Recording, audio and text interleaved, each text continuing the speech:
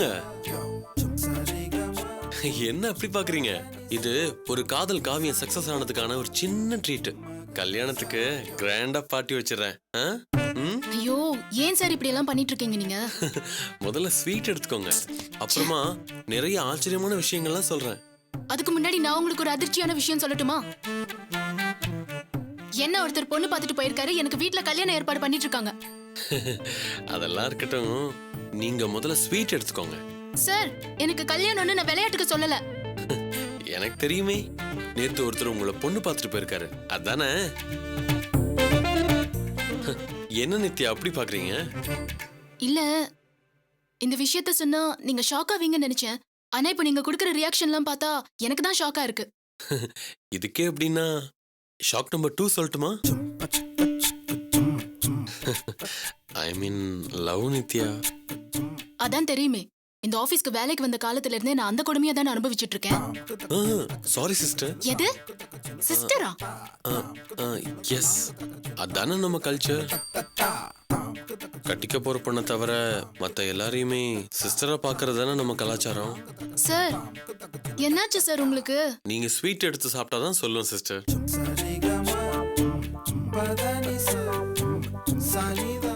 நம்ம சுப்புலட்சுமி இல்ல, நேத்து வந்து என்கிட்ட லவ் ப்ரப்போஸ் பண்ணா, நானும் அக்செப்ட் பண்ணிட்டேன். சிஸ்டர், இன்னொரு ஸ்வீட் எடுத்துக்கோங்க. இல்ல இல்ல, போதும். இது இன்னொரு சந்தோஷமான விஷயம் சொல்ல போறேன், அதுக்காக. நீங்க சொல்ற ஒவ்வொரு விஷயமும் ஏற்கனவே 1/2 கிலோ ஸ்வீட் சாப்பிட்ட மாதிரி தான் சார் இருக்கு. இதுல இன்னொரு ஸ்வீட் எதுக்கு? இது மட்டும் கேட்டீங்கன்னு வச்சுக்கோங்க, ஒரு சாக்லேட் குளத்துக்குள்ள குதிச்சு நீச்சல் அடிக்கிற மாதிரியே இருக்கும். இது உங்க காதல் சக்சஸ்க்காக நானும் சுப்புவும் தர பரிசு. என்ன அப்படி பாக்குறீங்க நித்யா? நீங்களும் பாபுவும் ஒண்ணு சேரணும். ஏன் சார் இப்படி பேசுறீங்க? இப்பதானே சொன்னேன் எனக்கு கல்யாணம் ஏற்பாடு பண்ணிட்டு இருக்காங்கன்னு. ஏற்பாடு தானே பண்ணிருக்காங்க, கல்யாணம் இன்னும் முடியலையே. நித்யா, இதுதான் சரியான டைம், தயவு செஞ்சு இதை மிஸ் பண்ணிடாதீங்க. சார், ஏற்கனவே நீங்க என்ன லவ் பண்றதா சொல்லி டார்ச்சர் பண்ணிட்டு இருந்தீங்க. இப்ப பாபு பத்தி பேசி ஏன் சார் இப்படி டார்ச்சர் பண்றீங்க? இங்க பாருங்க நித்யா, தெரிஞ்சோ தெரியாமலோ நான் உங்களை லவ் பண்ணேன். நானும் உடனே உங்ககிட்ட அதை சொல்லிட்டேன். எனக்கு அப்படி எந்த ஐடியாவும் இல்லைன்னு நீங்களும் சொல்லிட்டீங்க. எனக்கு இப்ப சுப்பு கிடைச்சிட்டா, ஒருவேளை நான் உங்ககிட்ட என் லவ்வ சொல்லாம இருந்து சுப்புவை கல்யாணம் பண்ணா சாகுற வரைக்கும் ஒருவேளை சொல்லிருக்கலாமோங்கிற ஒருத்தர் இருந்துட்டே இருக்கும்ல. அதனாலதான் சொல்றேன், சொல்லிருங்க ப்ளீஸ்.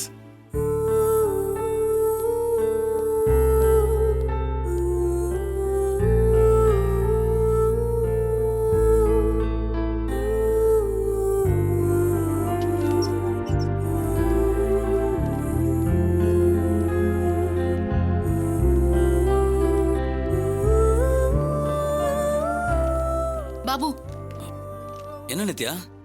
நிம்மதியா உட்காந்து வேலை பார்க்க முடியல பாபு. என்னாச்சு?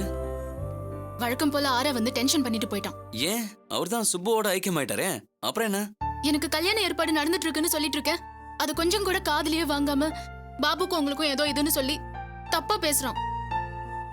அவன் தப்பா பேசுறான்னு நீங்களே சொல்லிட்டீங்க. தப்பா பேசுறவங்கள பத்தி நாம எதுக்கு கவலைப்படணும்? இல்ல, மனசுக்குள்ளேயே வச்சுக்கிட்டு அப்படி இப்படின்னு ஏதோ சொல்லுங்கப்பா. நித்யா, நம்ம மாப்பிள்ள சுபாஷுக்கு ஆக்சிடென்ட் ஆயிடுச்சு, வீட்டி ஹாஸ்பிட்டலில் சேர்த்துருக்காங்க. நாங்கள் அங்கே தான் இருக்கோம், நீ உடனே புறப்பட்டு வாமா. சரிங்கப்பா. என்னாச்சு? இல்ல, நான் சொன்னேன்ல சுபாஷ் காலேஜ் வச்சிருக்காருன்னு. அதான் உங்களை பொண்ணு பார்த்துட்டு போனாரே, அவர் தானே? ஆமா, அவருக்கு ஆக்சிடென்ட்டா, ஹாஸ்பிட்டல் அட்மிட் பண்ணிருக்காங்க. உடனே வர சொல்றாங்க. சரி, நீங்க கிளம்புங்க. நான் ஒரு 2 hours பெர்மிஷன் போட்டு போயிட்டு வந்துடுறேன். நான் வேணா ஆரா கிட்ட சொல்லிக்கிறேன், நீங்க லீவ் போட்டுக்கோங்க. இல்ல, நிறைய வேலை இருக்கு, நான் வந்துடுறேன். வரேன். ஓகே.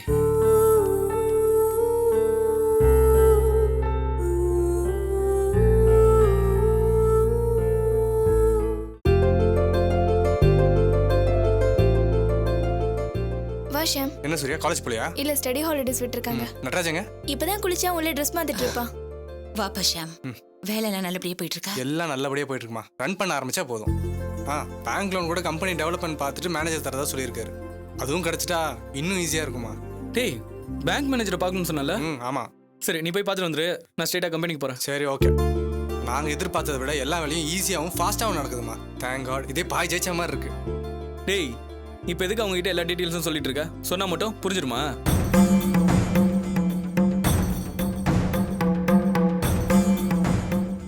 ஒருவேளை புரிஞ்சா கூட சந்தோஷப்பட மாட்டாங்கடா. என் மேல அவ்வளவு காண்டு. போ நீ போய் வேலையை பாரு.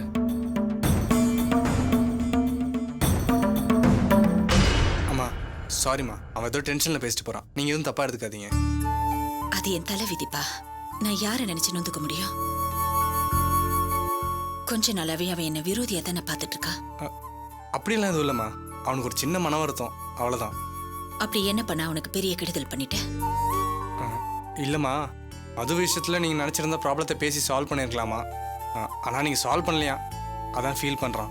அந்த பொண்ணுக்கு என்ன கண்டாலே ஆகாது. என்னை பார்க்கறப்போ புழுவை விட கேவலமா பார்க்கும். நான் எப்படிப்பா அந்த பொண்ணுகிட்ட போய் பேச முடியும்?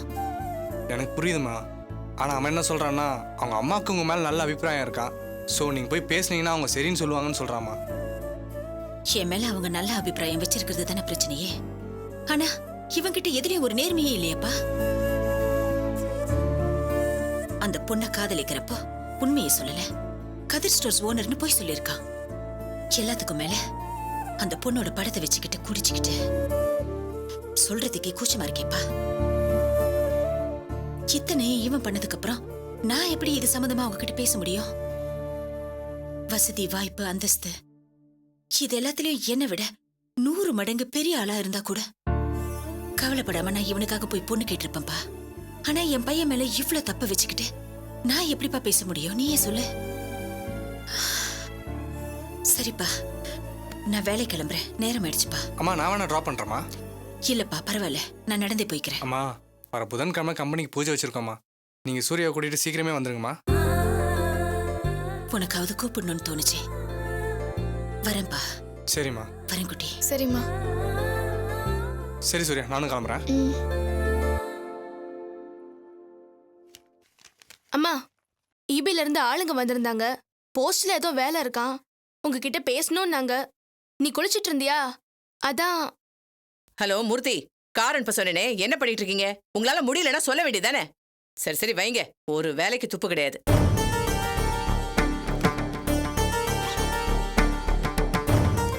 அம்மா லேப் ஃபீஸ் கட்டணும்னு சொல்லியிருந்தேன்.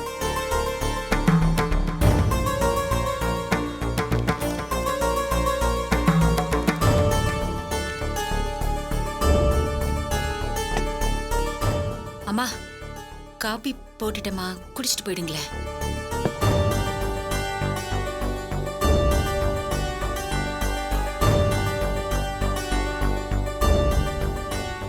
என்கிட்ட ஏமா பேச மாட்டேங்கிற? இந்தாங்கம்மா. அம்மா நான் என்ன தப்பு செஞ்சேன்னு சொல்லுமா. இப்படி பேசாம இருந்து டார்ச்சர் பண்ணாதம்மா.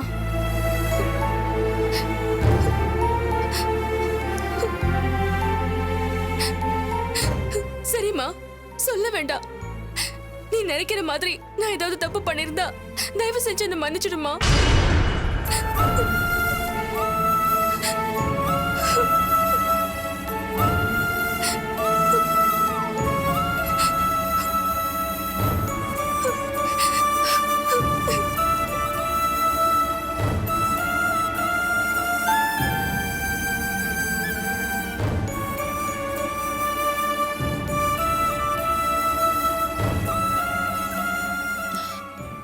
என்னமாச்சு? என்னதான் இருந்தாலும் இப்படி பேசாம இருந்தா பாவம், அது மனசு வருத்தப்படும்ல. நீ வாய் மூடு. உன்ன மாதிரி பிள்ளைங்களுக்கு செல்லம் கொடுத்து வளர்த்துட்டு என்னைய உட்காந்து அழுதுகிட்டு இருக்க சொல்றியா? உன்னை திட்டி என்ன பிரயோஜனம்? நீ என்ன பண்ணுவ? பாவம், நீ என்ன மாதிரி தானே. ஒத்த பொண்ணை பெத்து வச்சிருக்கமேன்னு ஒவ்வொன்னையும் பார்த்து பார்த்து செஞ்சுக்கிட்டு வரேன்.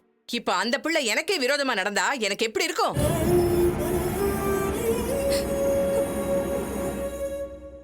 நான் என்ன ராட்சசியா இல்ல அரக்கியா? எனக்கு மனசாட்சி இல்ல? நான் ஒருத்தரை வேண்டான்னு விலகி நிக்கிறேன்னா அதுல அர்த்தம் இல்லாம இருக்குமா? இவளுக்கு புதுசா அத்தையும் அத்தை மகனும் உறவா வந்துட்டாங்களா? அன்னைக்கு அவங்க படுத்தின பாட்டை சாகுற வரைக்கும் என்னால மறக்க முடியாது. இத்தனை நாள வளர்த்த என்ன விட இவளுக்கு அவங்க பெருசா போயிட்டாங்களா? பிடிச்சது பிடிக்காதது அத்தனையும் பொறுத்துக்கிட்டு நான் இந்த வீட்டுல இருக்கேன்னா அது இவளுக்காக தானே. அத கூட புரிஞ்சுக்கலனா எப்படி?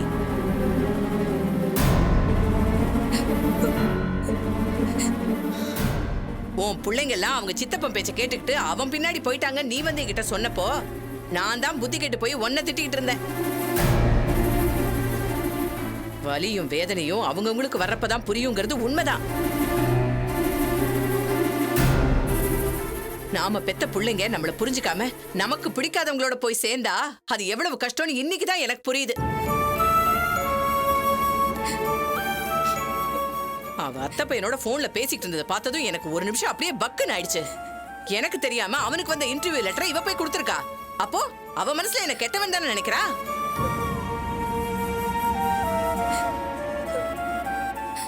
எனக்கு துரோகம் பண்ணவங்களோட என்னால ஒத்து போக முடியாது. அவ அதை புரிஞ்சு நடந்துக்கலன்னா அவங்களோட போய் சேர்ந்துக்கிட்டோம். எனக்கு எந்த கவலையும் கிடையாது.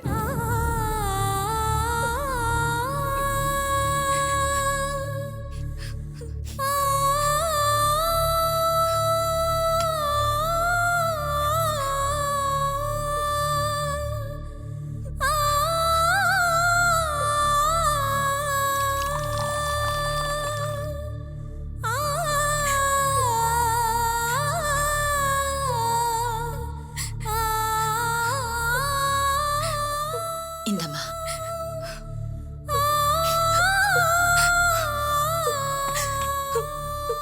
நான் அப்படி என்ன தப்பு பண்ணிட்டேன்? அம்மா ஏக்கா அப்படி நடந்துக்கிறாங்க? நான் என்ன கொலை குத்தமா பண்ணிட்டேன்? நான் படிக்காதவம்மா. எனக்கு படிப்பறிவெல்லாம் கிடையாது. பட்ட அறிவுதான். பட்ட அனுபவத்துல இருந்தே நான் நிறைய தெரிஞ்சுக்கிட்டேம்மா. ஒவ்வொருத்தரும் அவங்கவுங்க கோபத்தை ஒவ்வொரு மாதிரி காட்டுறாங்க. நான் என் பிள்ளைங்க மேல கோவப்பட்டா உடனே அழுதுருவேன். உங்க அம்மா பேசாம இருக்காங்க. ஆனா அவங்க கோவத்திலயும் அர்த்தம் இருக்குல்ல. நம்ம பிள்ளைங்க நம்மளை விட்டு விலகி நிக்கிறப்போ பெத்தவங்க மனசு என்ன பாடுபடும்னு எனக்கு நல்லாவே தெரியுமா. தயவு செஞ்சு அந்த கஷ்டத்தை நீ உங்க அம்மாக்கு கொடுக்காத. சொந்த பந்தம் வேணான்னு யாருமே சொல்ல மாட்டாங்க. ஏன்னா அது முக்கியம்தான். ஆனா அப்பா அம்மா விட பெரிய சொந்தம் வேற என்ன இருக்கு? உங்க அம்மா பண்ணது சரி தப்புன்னு என்னால சொல்ல முடியாது.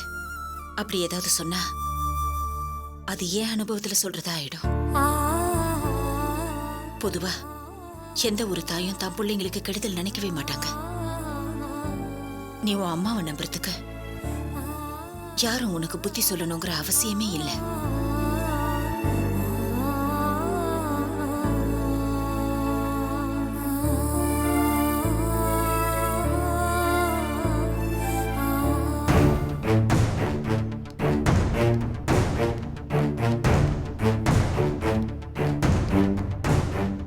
என்னாச்சுப்பா? ஒன்றும் இல்லை, மாப்பிள்ளைக்கு ஒரு சின்ன ஆக்சிடென்ட். அம்மா கூட இவ்வளோ நேரம் இருந்துட்டு இப்போ தான் போனான். வாமா.